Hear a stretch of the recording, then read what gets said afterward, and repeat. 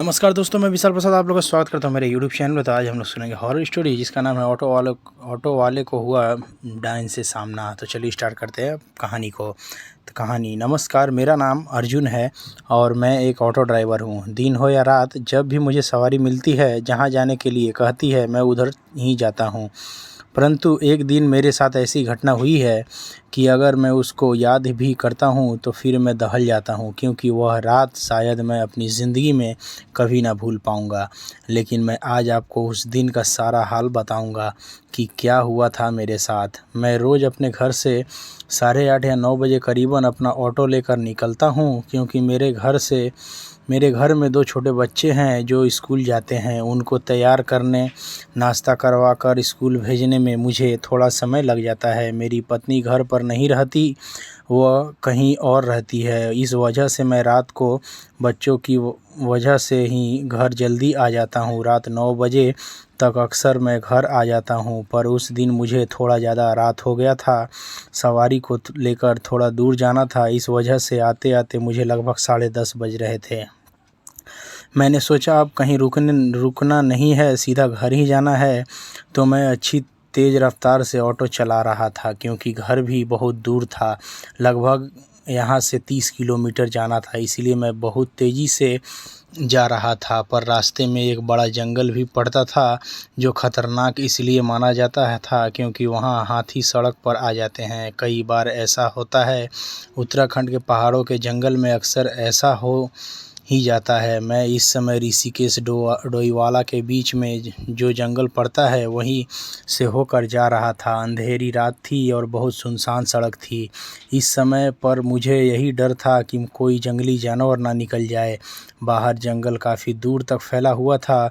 उस गहरे सन्नाटे में बस ऑटो की आवाज़ ही सुनाई दे रही थी। तभी ऑटो की लाइट पड़ी और अचानक मैंने देखा कि एक महिला बिल्कुल रोड पर खड़ी ऑटो को हाथ दे रही थी। मैंने सोचा कि अंधेरी रात है और ये महिला यहाँ कैसे खड़ी है, लेकिन मेरा मन था कि चाहे कुछ भी हो जाए, लेकिन अब मैं ऑटो नहीं रोकूंगा और किसी भी सवारी को नहीं बैठाऊंगा। मुझे बस जल्दी घर जाना था, क्योंकि घर में बच्चे अकेले थे। तभी मैंने देखा कि वो महिला अचानक से रोड के बीचों बीच आ गई और मैं जल्दी अपना ऑटो रोक नहीं पाया और मैं अपनी रफ़्तार से ऑटो को लेकर निकल गया। लेकिन मैं बहुत हैरान था, क्योंकि वह महिला बिल्कुल बीच में आ गई थी।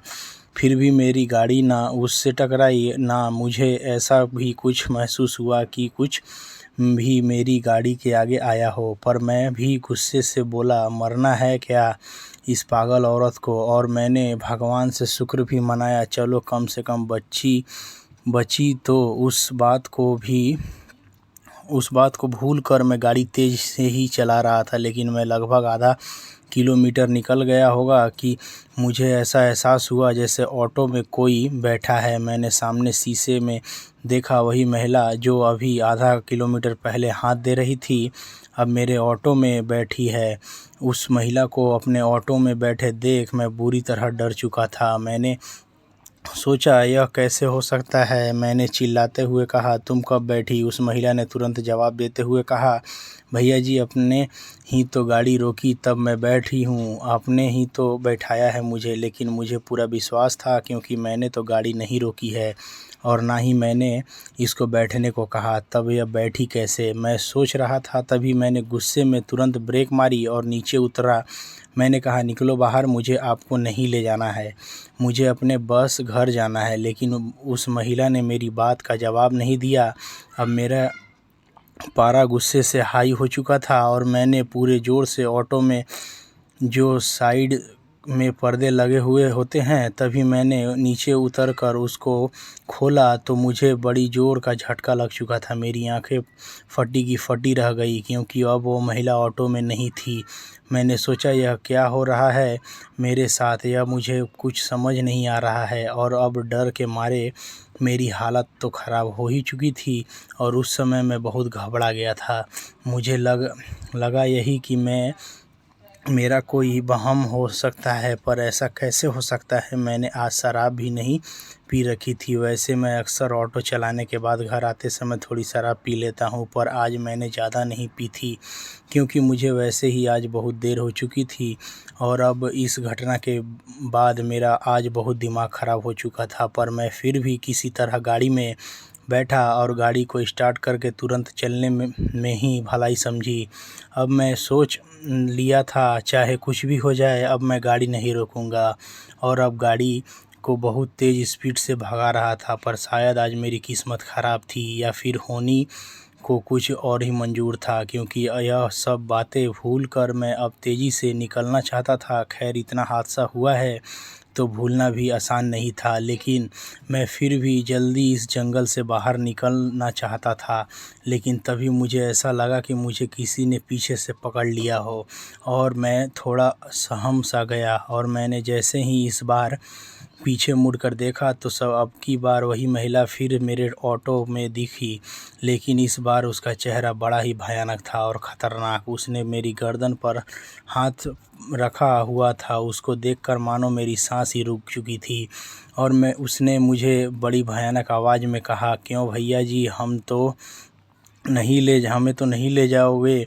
हमको क्यों नहीं ले जाओगे? चलो कोई बात नहीं, अब हम ले जाएंगे आपको, अब तुम चलोगे मेरे साथ। उस महिला का इतना ही कहना था, मेरे हलक से आवाज़ भी नहीं निकल पा रही थी। तभी वो महिला पीछे की तरफ बड़ी ज़ोर से खींचने लगी। यह सब देखकर मैं अपने आप को संभाल नहीं पा रहा था। तभी मुझे एहसास हुआ कि मेरी गाड़ी किसी चीज़ से बहुत तेज़ जाकर टकराई और अभी मेरी आंखों के आगे अंधेरा सा हो गया था। और ये जब मुझे होश आया तो मैं पास के ही जैवली ग्रांड हॉस्पिटल में था। मेरे सर पर 12 टाँके लगे और अंदरूनी चोट भी लगी। मुझे डॉक्टरों ने बताया कि मुझे वन विभाग ने पुलिसकर्मियों यहाँ पर लेकर आए और उन्होंने यह भी बताया कि मेरी हालत बहुत गंभीर थी और मेरा ऑटो एक पेड़ से जाकर टकराया था। वह मुझे बेहोशी की हालत में हॉस्पिटल लेकर आए थे।